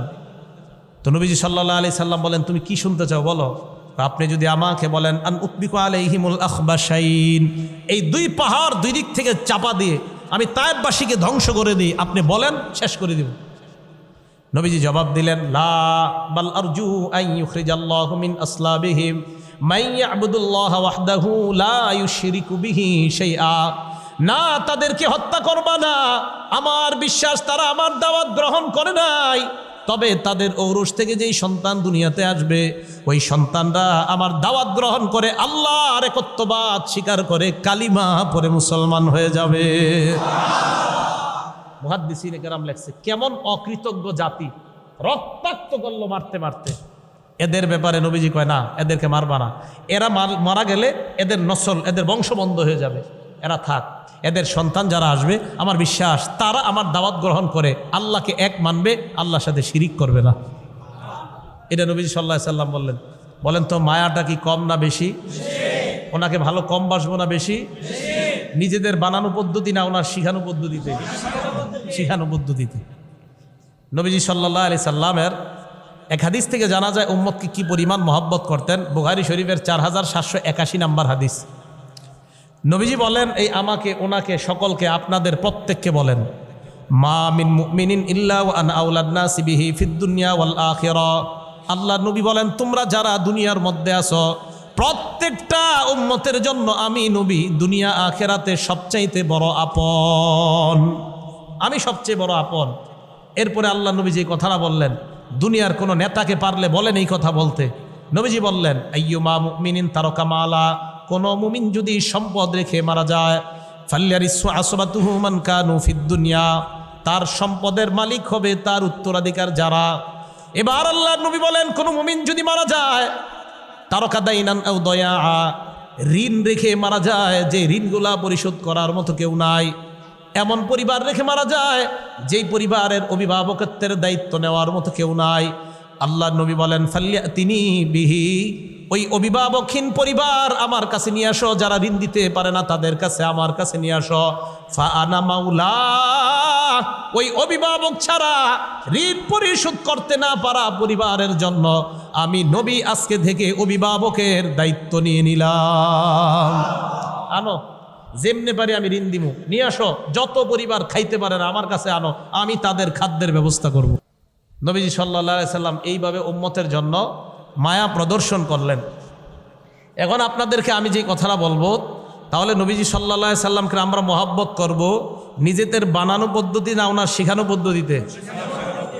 এখন দেখেন নবীজি সাল্লাল্লাহু আলাইহি সাল্লাম বলে দিয়েছেন আমি তোমাদের কাছে দুইটা জিনিস রেখে গেলাম, একটা হলো কোরআন আর একটা হলো সুন্নাহ। তারাকতু ফীকুম আমরাইন, আমি তোমাদের কাছে দুটি জিনিস রেখে গেলাম, লান তাদিল্লু মা তামাসসাকতুম বিহিমা, যতদিন এই দুইটা জিনিস তোমরা আঁকড়ে ধরবা লান তাদিল্লু, তোমরা পথভ্রষ্ট হবা না। তাহলে বলেন তো নবীজিকে সঠিক পদ্ধতিতে ভালোবাসার মাপকাঠি পেয়ে গেলাম কয়টা? কোরআন সুন্নাহ, কোরআন সুন্নাহ। বাস কোরআন সুন্নাহ মেনে নিলেই নবীজির মহব্বত করা। কথা বুঝে আসছে? কোরআন সুন্নাহ। এখন আসেন হুজুর কোরআন সুন্নাহ এটা কিভাবে আবার? তখন আবার নবীজি বলে দিছেন মুসনাদে আহমদ কিতাবের নাম, হাদিস নাম্বার 4437 নাম্বার হাদিস, 4437। এই হাদিসের মধ্যে রাসূল আকরাম সাল্লাল্লাহু আলাইহি সাল্লাম বলেন খত্ত রাসূলুল্লাহি সাল্লাল্লাহু আলাইহি ওয়াসাল্লাম বিয়াদিহি খত্ত, নবীজি লম্বা একটা দাগ দিলেন। দাগ দেওয়ার পর বললেন হাযা সাবিলুল্লাহি মুস্তাকিমা, এটাই হলো আল্লাহর সোজা রাস্তা, এটাই হলো আল্লাহর সোজা রাস্তা। ওয়া খত্ত আন ইয়ামিনিহি ওয়া শিমালিহি খুতুতা, এরপর নবী আরো অনেকগুলা দাগ দিলেন, ডানে দাগ দিলেন, বামে দাগ দিলেন। দাগ দেওয়ার পর আল্লাহর নবী বললেন মাঝখানে যেই ডাকটা দিলাম এটা হলো আল্লাহর রাস্তা, এরপর যেই দাগগুলা দিলাম এটা হলো শয়তানের রাস্তা। মাঝখানের দাগ একটা, এটা হলো আল্লাহর রাস্তা। আশেপাশে যেই দাগগুলা দিলাম এইগুলা হলো শয়তানের রাস্তা। বুঝে থাকলে বলবেন, মাঝখানে যেই দাগ দিলাম এটা আল্লাহর রাস্তা, আশেপাশে অনেকগুলা দাগ দিলাম এইগুলা হলো শয়তানের রাস্তা। বলেন আল্লাহর রাস্তা কয়টা? এবার বাংলাটা বলবেন, অনেকগুলা। শয়তানের রাস্তা কয়টা? তাহলে আল্লাহর রাস্তা, শয়তানের রাস্তা। নবীজি বলেন, ডানে বামে যেই দাগগুলা দিলাম লাইসা মিনহা সাবিল, প্রত্যেকটা দাগের উপর আলাইহা শয়তান ইল্লা আলাইহা শয়তান, প্রত্যেকটা দাগের উপর একটা শয়তান দাঁড়ায় রইছে। দাঁড়িয়ে দাঁড়িয়ে আপনাকে বলে আসো আমার দিকে আসো। প্রত্যেকটা শয়তান কয় আমার দিকে আসো। একটা সুদের রাস্তা, আর একটা ঘোষের রাস্তা, আর একটা সিনেমার রাস্তা, বিভিন্ন রাস্তার দিকে শয়তান কয় আমার দিকে আসো, আমার দিকে আসো। আল্লাহ নবী বলেন, মাঝখানের যেই রাস্তা, এই রাস্তায় আমি নবী তোমাদেরকে ডাক দেই, আশেপাশের রাস্তায় শয়তান ডাক দেয়। শয়তানের ডাকে যদি সাড়া দাও ৭২ দলের অন্তর্ভুক্ত হয়ে যাইবা, আর মাঝের দলের ডাকে যদি সাড়া দাও ৭৩ নাম্বার দল তথা আমার ডাকে সাড়া দিয়ে আল্লাহর জান্নাতি হয়ে যাইবা। ৭৩ দলের মধ্যে নাজাতপ্রাপ্ত দল কয়টা? ৭২টা জাহান্নামে। তো সোজা কথা। তাহলে এবার আসেন তো, আমরা নবীকে ভালোবাসবো নিজেদের বানানো পদ্ধতিতে না শিখানো পদ্ধতিতে? এখন নবীজি একটা জিনিস শিখাই দিলেন, আমার রাস্তা একটা, আশেপাশে শয়তানের রাস্তা। তো তুমি যদি ওইগুলাতে যাও তাহলে তো শয়তানের রাস্তায় তুমি চললা। যেমন তুমি জোহর পড়ো না, আসর পড়ো না, মাগরিব পড়ো না, আর তুমি খালি বুক ফুলায় কও নামাজ না পড়লে কি হইব, আমি ডেলি ৩০০ বার দুরূদ পড়ি নবীর উপর। মানে খুব মহব্বত করে আর কি নবীজিরে। আমি নামাজ না পড়লে কি হইব, ডেলি তো যেই পরিমাণ দুরূদ শরীফ পড়ি, মসজিদের ইমাম সাহেব এত পড়ে না, মসজিদের ইমাম সাহেব এত পড়ে না, আমি যেই পরিমাণ পড়ি। তো হুজুরে কয় আপনি নামাজ পড়ছেন না আজকে, তো এই আপনাকে একটা সমস্যা। মিয়া নামাজ না পড়লে কি নবীর প্রেম নাই ভিতরে? মানে প্রেম আছে, নামাজ পড়ে না। যেই ব্যক্তির ভিতরে আল্লাহ রসুলের মোহাব্বত আছে সে নামাজ ছাড়তেই পারে না, অসম্ভব। আমি মাঝে মাঝে অবাক হই যে এটা আবার কেমন ভালোবাসা। মানে দেখবেন এইভাবে বলে আর কি কথাটা, চা খায়, মুরব্বী চা খাইতেছে, তো দাওয়াত দিতে যাবেন, ভাই চলেন না মসজিদ নামাজ পড়ে। আপনারা খালি নামাজ পড়েই দেখাইলেন, মনে করেন আমগো ভিতরে কিছু নাই। মিয়া নবীরে আপনার চেয়ে কম ভালোবাসি না আমরা? হয়তো নামাজ এখন পড়ি না, নবীর ভালোবাসা আপনার চেয়ে আমার ভিতরে কম নাই। তা আপনি তো বুঝাই দিতেছেন আপনার ভিতরে কম আছে না বেশি আছে। রাস্তা নবীর কয়টা? আল্লাহর রাস্তা এটা। এই কথাটাই আল্লাহ সূরা আনআমের মধ্যে বলে দিয়েছেন নবীজি সাল্লাল্লাহু আলাইহি সাল্লামকে। সূরা আনআম আয়াত নাম্বার 154 নম্বর আয়াতে বলছেন, নবীকে বলতে ওয়া আন্না হাদা সিরাতি মুস্তাকিমা, এটাই হলো আমার সোজা রাস্তা, ফাত্তাবিউ, এটার অনুসরণ করো, ওয়ালা তাত্তাবিউস সুবুলা, আশেপাশের রাস্তাগুলার অনুসরণ করবা না, ফাতাফাররাকু বিকুম আন সাবিলি। দেখেন আল্লাহ বলেন রাস্তা একটা, এটার মধ্যেই চলো, আশেপাশে যাও না। যদি যাও ফাতাফাররাকু বিকুম আন সাবিলি, ওই আশেপাশের রাস্তা তোমাকে মাঝখানের রাস্তা থেকে সরায় দিবে। সোজা রাস্তা কয়টা? তাহলে বাঁকাগুলাতে চলা যাবে না। যাবেন মাঝখানেরটার মধ্যে আর থাকবে না। দেখবেন আগে আপনি এক সপ্তাহ নামাজ পড়তেন, মাসে একদিনও নামাজ কাজা হইতো না। বাঁকা পথে চলা শুরু করছেন, কারা জানি কোন খানকায় আপনারা দাওয়াত দেওয়া শুরু করছে, ওখানে যায় আপনারা শিখছেন যে কলব জারি করার আমল শিখছেন। এটা শিখার পর থেকে আপনি এখন আর আগের মতো নামাজ পড়েন না। কেন? মসজিদে গিয়ে নামাজ পড়লে মানুষ দেখে, মানুষ দেখানো ইবাদত আমরা করি না। তো কিভাবে করেন? এটা মারেফতের জগতে করি, বুঝবেন না, বুঝেন নাই? এটা যদি করতে যান আপনার সঠিক রাস্তা থেকে কিন্তু সরাইয়া দিবে। ভাইও, রসুল আকরাম সাল্লাল্লাহু আলাইহি সাল্লামকে মহব্বত করবেন নিজেদের বানানো পদ্ধতিতে না, নবীর শিখানো পদ্ধতিতে। আর রসুল আকরাম সাল্লাল্লাহু আলাইহি সাল্লাম আমাদেরকে বললেন কোরআন সুন্নাহ রেখে গেলাম। তাহলে বলেন তো, শরীয়তের মধ্যে আমাদেরকে নবী দুইটা জিনিস দিয়ে গেছেন, কোরআন সুন্নাহ। এবার আসেন, তাহলে আমাদের নবী বলে দিয়েছেন কিনা ঈদ কয়টা? আমি জিজ্ঞেসি কয়টা, খালি বলছি কয়টা বলছে কিনা। নবীজি বলেছেন কিনা নামাজ কয় ওয়াক্ত? নবীজি বলে দিয়েছেন কিনা ফজরের নামাজ কয় রাকাত ফরজ?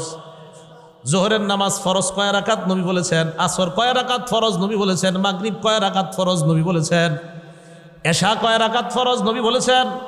আমাদের নবী কয়টা ঈদ আমরা পালন করব এটাও বলে দিয়েছেন।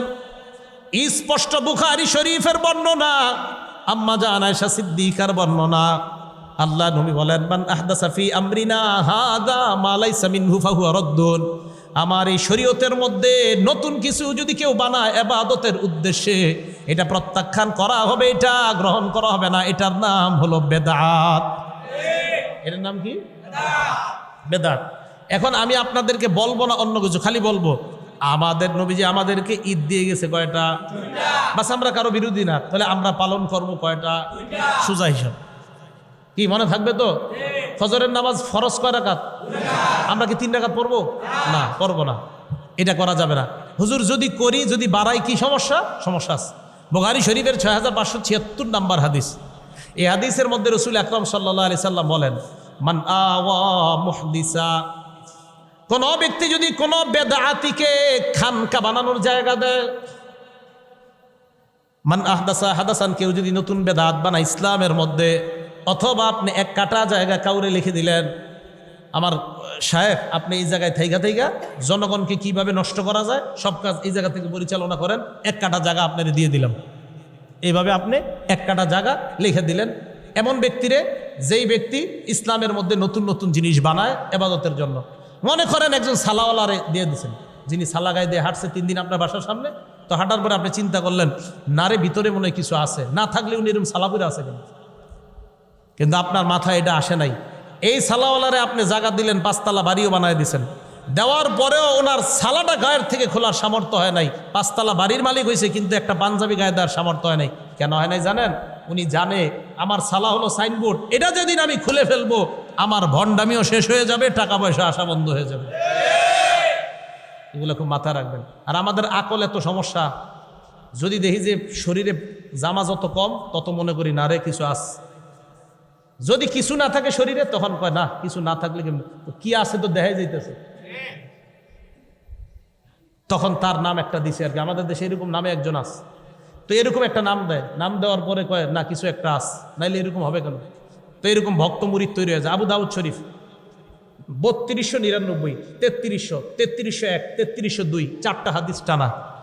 এই হাদিসের মধ্যে রাসূল আকরাম সাল্লাল্লাহু আলাইহি সাল্লামের কিছু মানুষের আমলের ব্যাপারে এরকম দেখা যায়।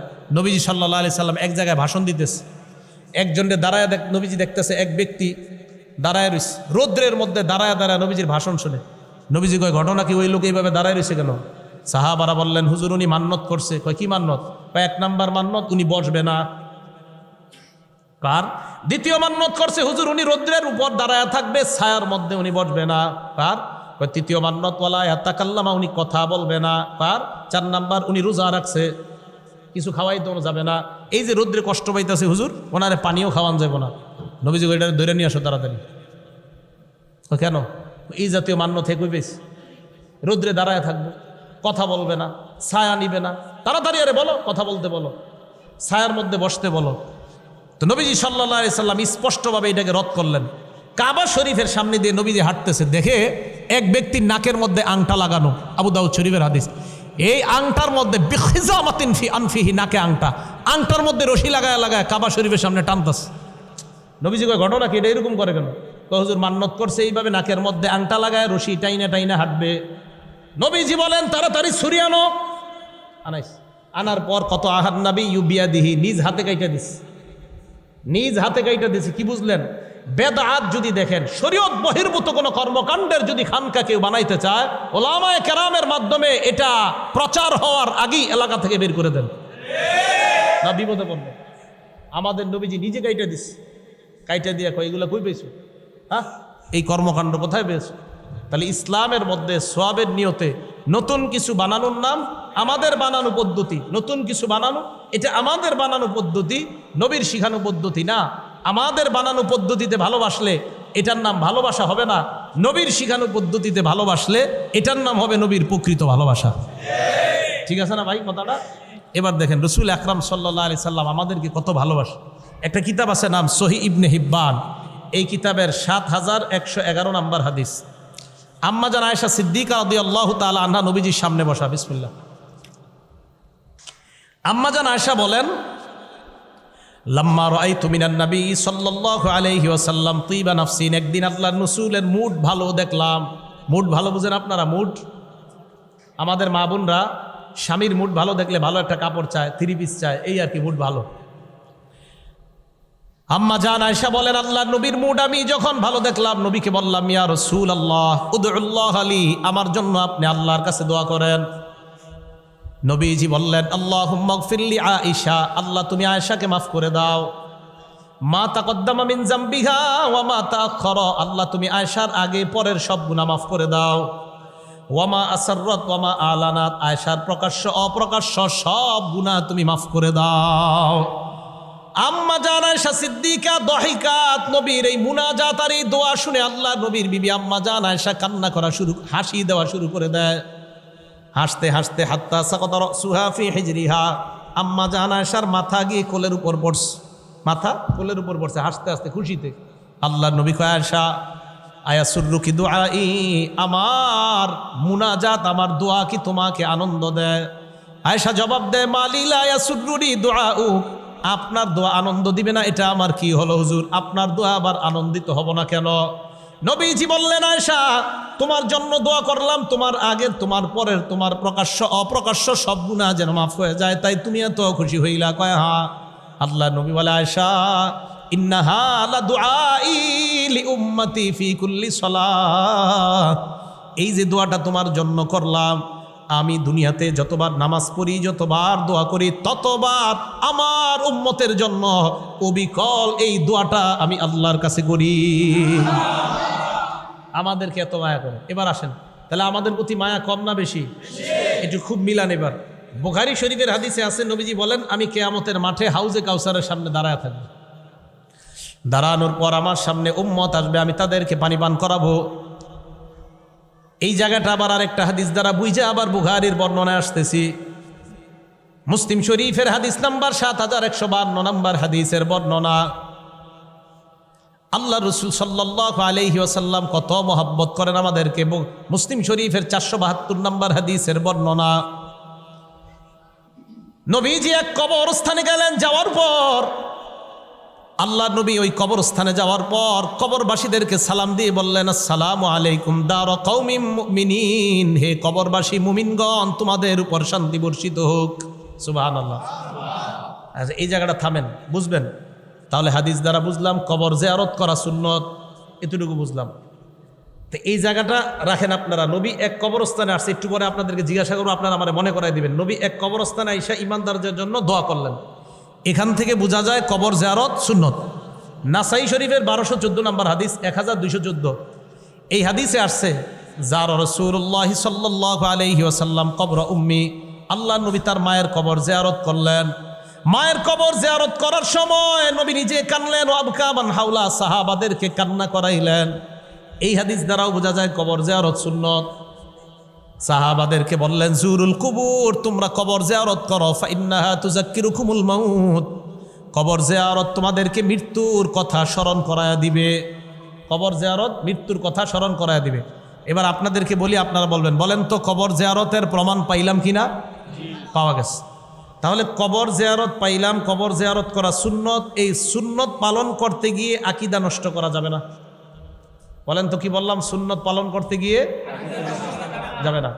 আমরা নবীজিকে মহব্বত করি ওনার শিখানো পদ্ধতিতে না নিজেদের বানানো পদ্ধতিতে?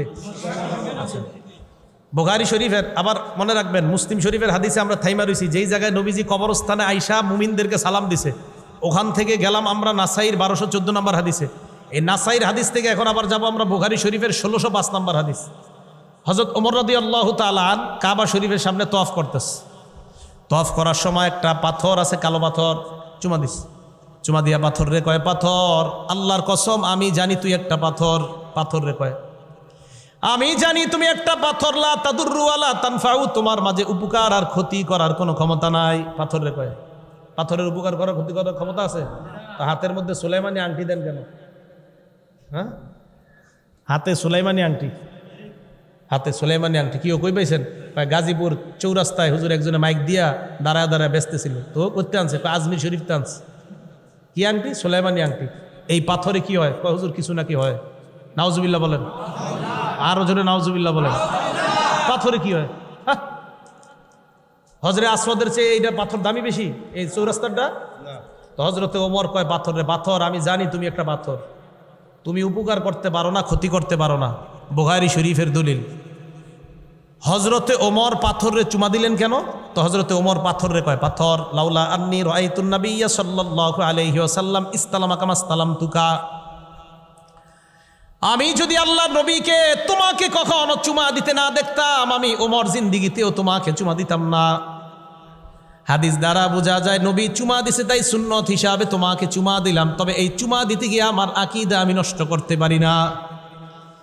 সুন্নত পালন করতে গিয়ে হযরতে ওমর আকীদা নষ্ট করে নাই। এবার আবার আগের জায়গায় আসেন, কবরস্থানে আমরা গেলাম সুন্নত হিসাবে।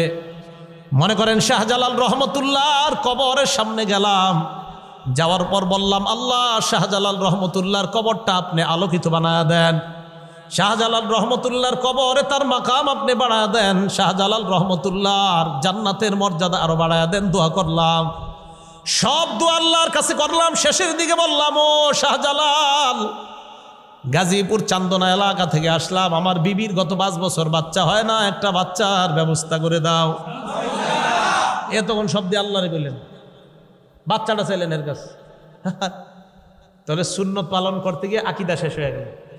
হ্যাঁ, এই যে এটা বুঝাইতেছিলাম, সুন্নত কবর জিয়ারত করলেন, শেষে একটা করে আকীদা শেষ করলেন। এটা কোন আয়াতের সাথে সাংঘর্ষিক? সূরা শূরা আয়াত নাম্বার 49, 50, 25 নাম্বার পারা 7 নাম্বার পৃষ্ঠা আল্লাহ বলেন, ইয়াখলুকু মা ইয়াশা, আল্লাহ যা চায় তা সৃষ্টি করেন। ইয়াহাবু লিমান ইয়াশাউ ইনাসা, আল্লাহ চাইলে কন্যা দেয়। ওয়া ইয়াহাবু লিমান ইয়াশাউ যুকুর, আল্লাহ চাইলে ছেলে দেয়। আও ইউযাওয়িজুহুম যুকরানা ওয়া ইনাসা, আল্লাহ চাইলে ছেলে দেয় মেয়ে দেয়।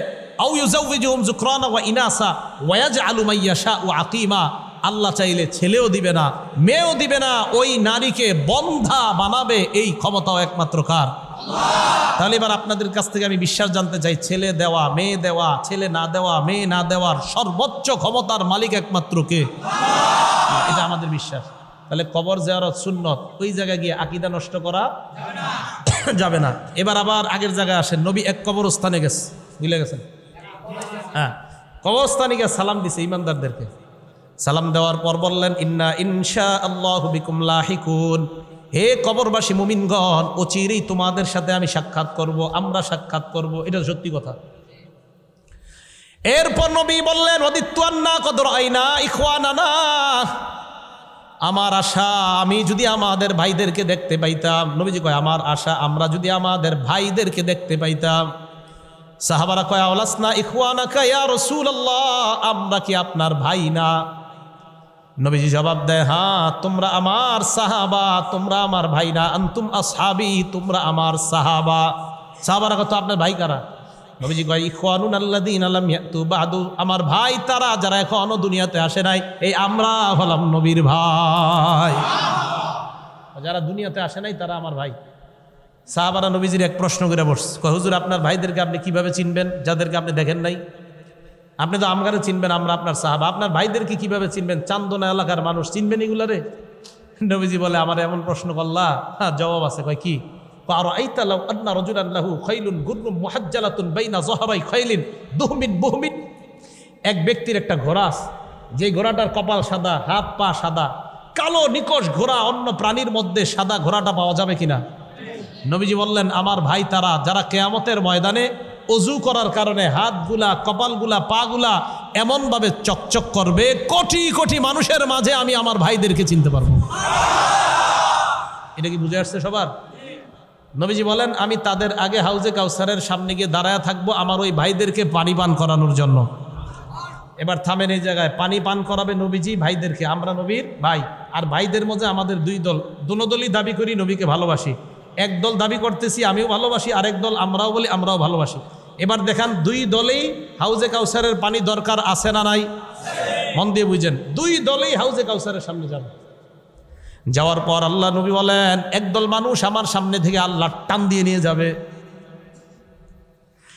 আমি আল্লাহকে বলবো, আল্লাহ তারা তো আমার উম্মত, তাদেরকে কেন আপনি ছিনায় নিয়ে গেলেন? আল্লাহ জবাব দিবে, না না, ফাইন্নাকা লা তাদরি মা আহদাসু বাদাক, আপনি জানেন না শরীয়ত আপনি দুনিয়াতে যা রেখে এসেছিলেন তারা এইটা পালন করে নাই, নতুন নতুন কত কিছু বানাইছে আপনার জানা নাই। নবীজি বলেন, তাই নাকি? বলবে, হ্যাঁ। আল্লাহ নবী তখন বলবেন, এতক্ষণ যাদেরকে নবী উম্মত বললেন, যাদেরকে ভাই বললেন, এই কথা যখন শুনবে তারা শরীয়তের মধ্যে নতুন নতুন জিনিস আবিষ্কার করছে। আল্লাহ নবী বলবেন, সুহকন সুহকন লিমান বাদ্দালা দীনি, আমার সামনে থেকে দূর হও, দূর হও, তাদের চেহারাও আমি দেখতে চাই না। দেখছেন? তাহলে পানি পান করানোর জন্য নবী দাঁড়ায় থাকবে, সবাই মহাব্বতের পাত্র যারা সবাই যাবে পানি পান করতে। এক দলকে আল্লাহ টান দিয়ে নিয়ে যাবে, তারা কারা? ইসলামের মধ্যে সোয়াবের নিয়তে এবাদতের আশায় যারা নতুন নতুন জিনিস বানিয়েছে তাদেরকে আল্লাহ সামনে থেকে টান দিয়ে আনবেন। হাউজে কাউসারের পানি পান নবীজি তাদেরকে করাবে না, উল্টা বলবে নবীজি সোহকন সোহকন, দূর হও দূর হও, যারা আমার শরীয়তের মধ্যে পরিবর্তন ঘটায় আছো তারা আমার সামনে থেকে দূর হও। তাহলে কেয়ামতের ময়দানে হাউজে কাউসারের পানিকে আমরা চাই না সেখান থেকে বিতাড়িত হতে চাই না পানি পান করতে চাই? তাহলে পানি পান করতে হলে নবীকে মোহাব্বত করতে হবে ওনার শিখানো পদ্ধতিতে, আর পানি পান করতে না চাইলে ওনাকে ভালোবাসবো ওনার শিখানো পদ্ধতিতে না, বরং আমাদের বানানো পদ্ধতিতে। যদি বানানো পদ্ধতিতে ভালোবাসি পানি পান করা যাবে না, আল্লাহ টান মেরে নিয়ে যাবে। আর যদি পানি পান করতে চাই তো ওনার শিখানো পদ্ধতিতে পানি পান করতে হবে। এখন প্রশ্ন, হুজুর ওনার শিখানো পদ্ধতিতে অনেকক্ষণ বললেন, আরও কোনো মাপকাঠি আছে কিনা? হাস, সেটা কি? রাসূল আকরাম সাল্লাল্লাহু আলাইহি সাল্লাম সেটা বলে দিয়েছেন। আবু দাউদ শরীফের 4597 নাম্বার হাদিস এবং তিরমিজি শরীফের 1941 নাম্বার হাদিস। এই হাদিসের মধ্যে রাসূল আকরাম সাল্লাল্লাহু আলাইহি সাল্লাম একটা মাপকাঠি বলে দিয়েছেন যে তোমরা সত্যের উপরে আসো কিনা কিভাবে বুঝবা? নবীজি বলে দিলেন, আমি আর আমার সাহাবারা যেই মতের উপর, যেই পথের উপর, যেই আদর্শের উপর আসি, এই মত, এই পথ, এই আদর্শের উপর যারা থাকবে তারাই হবে ৭৩ দলের এক নাজাতপ্রাপ্ত দল। তাহলে আমরা পেয়ে গেলাম সত্যের পথে চলার পদ্ধতি, নবীকে ভালোবাসার পদ্ধতি সাহাবায়ে কেরাম। সাহাবায়ে কেরামের আদর্শ এটা হলো অনুকরণীয়। সাহাবারা নবীজিকে যেইভাবে মহব্বত করছে আমরা ওইভাবে মহব্বত করব। সাহাবারা যেইভাবে ঈদ পালন করছে আমরা ওইভাবে ঈদ পালন করব। সাহাবারা রাসূল আকরাম সাল্লাল্লাহু আলাইহি সাল্লামের শিখানো পদ্ধতি আমাদেরকে যেইভাবে শিখিয়ে দিয়েছে আমরা ওইভাবে এটা আমল করব। তাহলে রাসূল আকরাম সাল্লাল্লাহু আলাইহি সাল্লাম সাহাবাদের মাধ্যমে আমাদের কাছে যা ছড়িয়ে দিয়েছেন, পৌঁছিয়ে দিয়েছেন, এর চেয়ে আমরা বাড়াবো না, কমাবো না,